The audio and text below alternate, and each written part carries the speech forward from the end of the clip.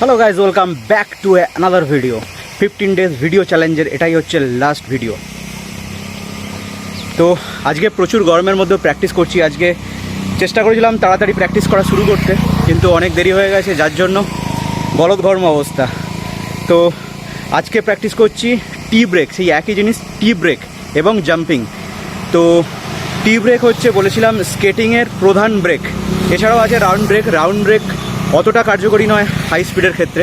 তো হাই স্পিডের ক্ষেত্রে একমাত্র ড্র্যাগিং অর্থাৎ টি ব্রেকই হচ্ছে সবচেয়ে এফেক্টিভ ওয়ে। টি ব্রেক করার জন্য যে টেকনিকটা আমি শিখলাম সেটাই আমি অ্যাপ্লাই করছি বারবার। তো সেটা হচ্ছে যে যখন টি ব্রেক করছি তখন সামনের হাঁটু ঝুঁকে থাকছে আর পিছনের পাটাকে একদম পুরোপুরি টিয়ের মতোই রাখতে হবে। টিয়ের মতো না রাখলে দেখতে পাচ্ছি ব্রেকিং ঠিকঠাক হচ্ছে না, ডিরেকশান চেঞ্জ হয়ে যাচ্ছে। আর এটাই বারবার প্র্যাকটিসের পরে পারফেক্ট হয়ে যাবে, আর সেটাই পারফেক্ট করার চেষ্টা করছি। আশা করি এক সপ্তাহের মধ্যে এই ট্রিক্সটা শিখে যাব, আর তারপরে আবার নতুন কোনো ট্রিক্সে জাম্প করব। আর আমি এখানে প্র্যাকটিস করছি, দাদা গাছের ছাওয়ায় বসে বসে দেখছে, এনজয় করছে। দাদা কোথায় বাড়ি? জাঙ্গিপাড়াতেই। এরকম কোনো জায়গায় দেখুনি না? হ্যাঁ, টিভি মানে মোবাইলেও তো কোনো দিনও দেখুনি? নিজের চোখে দেখা আর হ্যাঁ একদম। তো নিজের চোখে দেখা আর মোবাইলে দেখার মধ্যে তফাৎ আছে। তো এই আর কি, আমাদের এলাকায় এই ধরনের কেউ এখনও পর্যন্ত করেনি, তো সেই কারণে একটা হাইপ তো আছেই। সকলে ঘুরে ঘুরে তাকায়, বিভিন্ন রকম মন্তব্য করে। এখানে যখন প্র্যাকটিস করি বিভিন্ন লোক আসে, বসে, দেখে, এবং কেউ খারাপ মন্তব্য করে, কেউ ইন্সপায়ার করে, কেউ চুপচাপ বসে দেখে। এ দাদা অনেকক্ষণ ধরে চুপচাপ বসে বসে দেখছে, এবং ইভেন সাইডও হয়ে গেছে। অনেক লোক কী করে, রাস্তার মাঝখানেই দাঁড়িয়ে থাকে, বসে বসে বিড়ি খায়, বিড়ি খেয়ে ডিস্টার্ব হয় আর কি। তো সেই দাদা কিছু করছে না, চুপচাপ বসে বসে অবজার্ভ করছে। ভালো, দাদাকে দিয়ে ছবি তোলাবো আমার করে দিয়েছি। এই রোলিং করছি, জাস্ট এটাই ভিডিও করবে আমার সঙ্গে সঙ্গে, জাস্ট ক্যামেরা মুভমেন্ট করবে।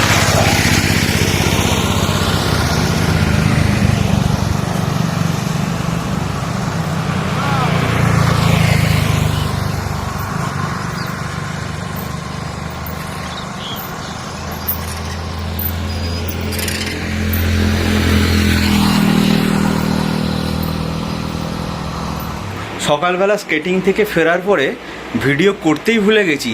এটাই ভুলে গেছি যে আজকে 15 ডেজ ভিডিও চ্যালেঞ্জের লাস্ট ভিডিও।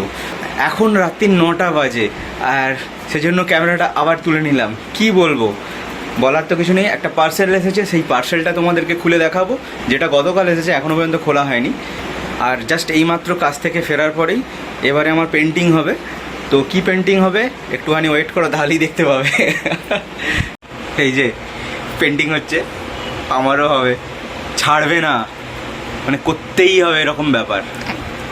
কেন মুখটা কুঁচকাচ্ছ কেন? তুমি নর্মাল মুখটা রাখতে পারছো না? গন্ধ ছাড়ছে, বকুনি গন্ধ ছাড়ছে। মুখে এটা মাখিয়ে দেওয়ার জন্য এখন অন্য কোনো কিছু কাজও করতে পারবো, বেশি কথা বলতে পারবো না। তো সেই জন্য এখন বসে বসে একটুখানি ভাগবত গীতা পড়বো।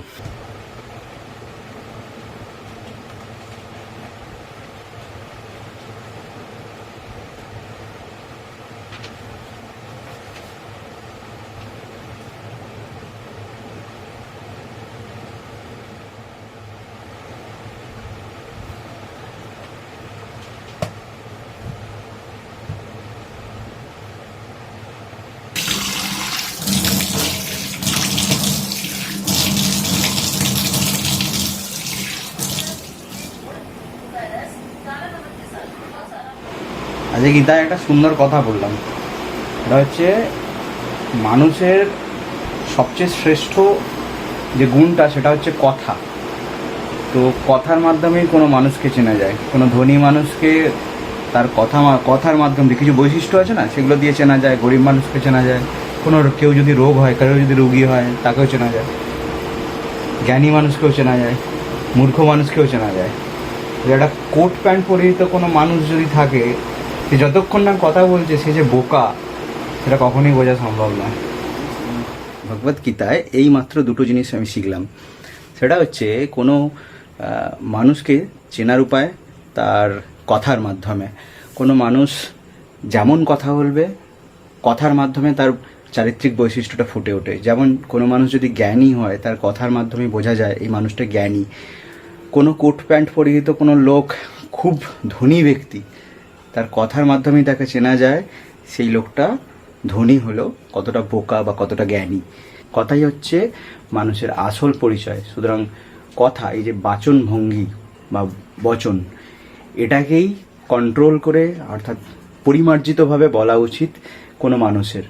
তো আমার সঙ্গে তোমাদের যে ইন্টারাকশন হয় সেটা কিন্তু এই কথার মাধ্যমেই হয়। আর একটা যে জিনিস জানলাম সেটা হচ্ছে মানুষের দুঃখের কারণ কি।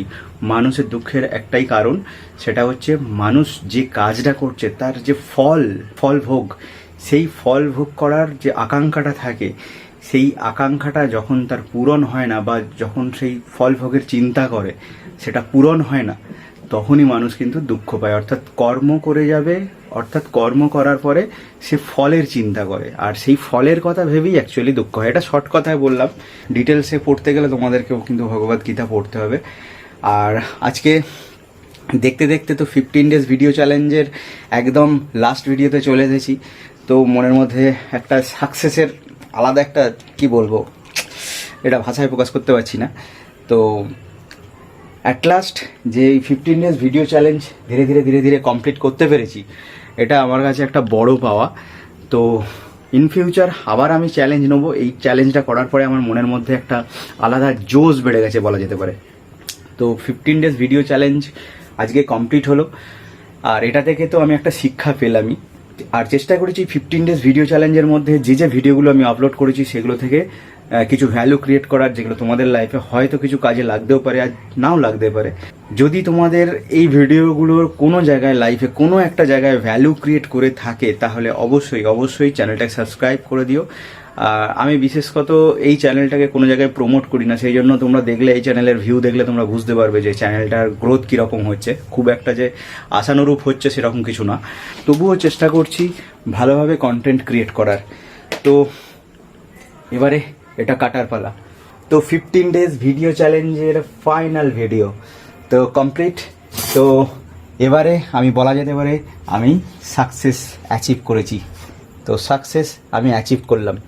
অবশ্যই এই ছোট্ট সাকসেসটাকে আমি সেলিব্রেট আমার নিজের মতো করে করব। তো আগের দিন বলেছিলাম কতগুলো পার্সেল আছে, সেই পার্সেলগুলো খোলা হয়নি, দেখতে পাচ্ছ এই পার্সেল পড়ে আছে। তো এই পার্সেলটা খুলবো। তো এটা আমি পরের ভিডিওতে দেখাবো এর মধ্যে কি আছে। অবশ্যই এটা একটা হোম ডেকোরেটিং। আমি বলেছিলাম যে আমার এই যে দেওয়ালটা আছে, এই দেওয়ালটাকে আমি এটা সুন্দর করে সাজাবো। তো সেই কারণে এই প্রোডাক্টটা নেওয়া। নেক্সট ভিডিওর জন্য তোমরা অপেক্ষা করো। আর তোমরা এই যে 15 ডেজ ভিডিও চ্যালেঞ্জের সঙ্গে তোমরা এতদিন ছিলে, যার জন্য তোমাদেরকে মনের গভীর থেকে থ্যাংক ইউ। তো এই 15 ডেজ ভিডিও চ্যালেঞ্জটা নিয়েছিলাম বলে আমি রেগুলার ভিডিও দিচ্ছিলাম, কিন্তু মনে হয় না আমি এটা রেগুলার করতে পারবো। তবে চেষ্টা করব রেগুলার করার। রেগুলার ভিডিও যে করছি সেটা একটা ভালো লাগছে, তবে দুটো দিনের কম্বিনেশন করে আমি একটা ভিডিও বানাবো, এটা আমার প্ল্যান আছে। তো সেই হিসাবে হয়তো একদিন কি দুদিন অন্তর আমার এই চ্যানেলে ভিডিও আসবে। তোমাদের বেস্ট উইচেস আমার সঙ্গে তো রইলই। দেখা হচ্ছে তোমাদের সঙ্গে ঠিক এই ভিডিওর পরের ভিডিওতে। ততক্ষণের জন্য বাই বাই।